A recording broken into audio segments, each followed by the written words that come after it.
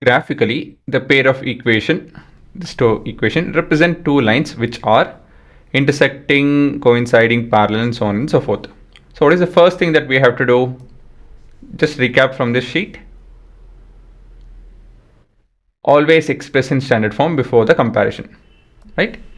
That is, either you can write it as 6x minus 3y is equal to minus 10 and then compare. If not, you transpose minus 9 to the left hand side.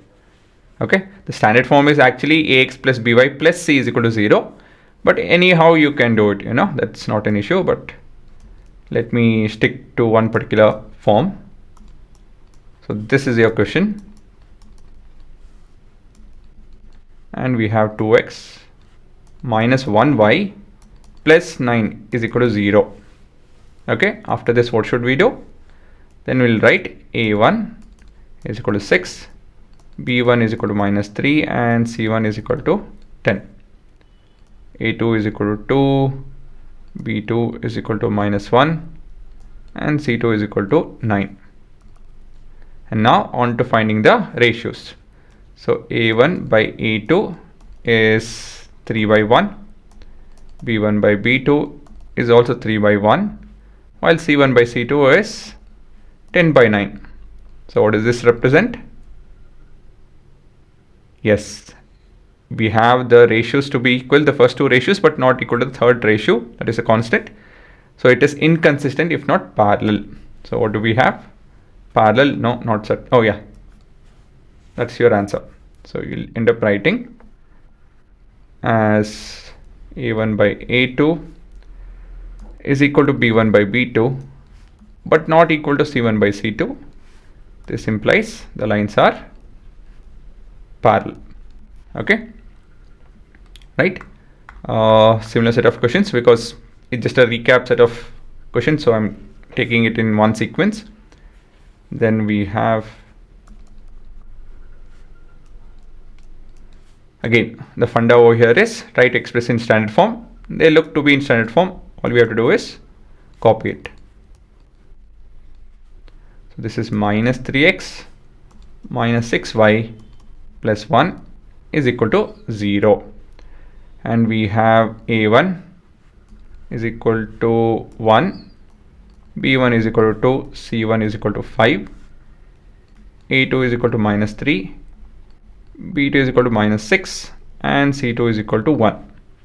Okay, so we have a1 by a2 is minus 1 by 3, b1 by b2 is minus 1 by 3, and c1 by c2 is 5 by 1.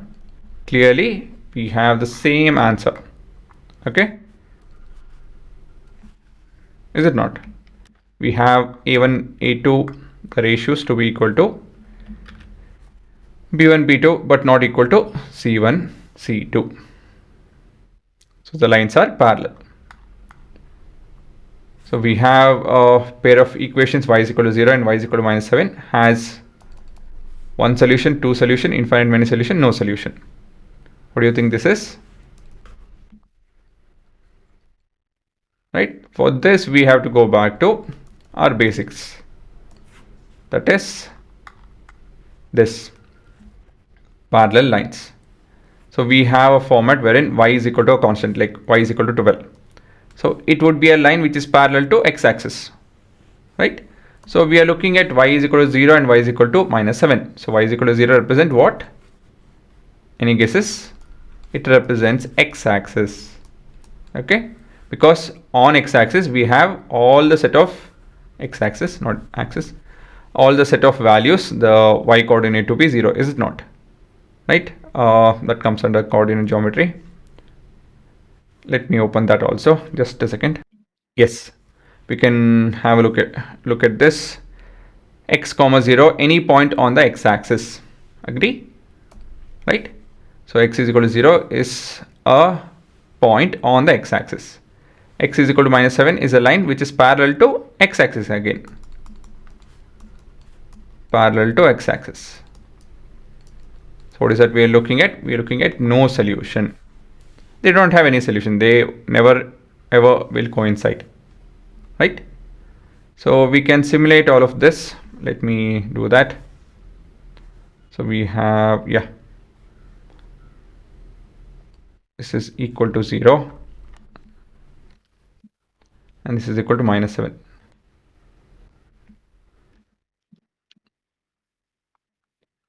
And on running this, okay, so you can clearly see that's your x-axis, right? So you can see 0, is it not? And this is your y-axis, and this is a line parallel to x-axis along -7. Okay, so they will never ever coincide. So you guys can figure out, typing in this, and you will be able to figure out the other expressions as well. Okay, again, all you have to do is express in terms of y, because I've expressed, where is it?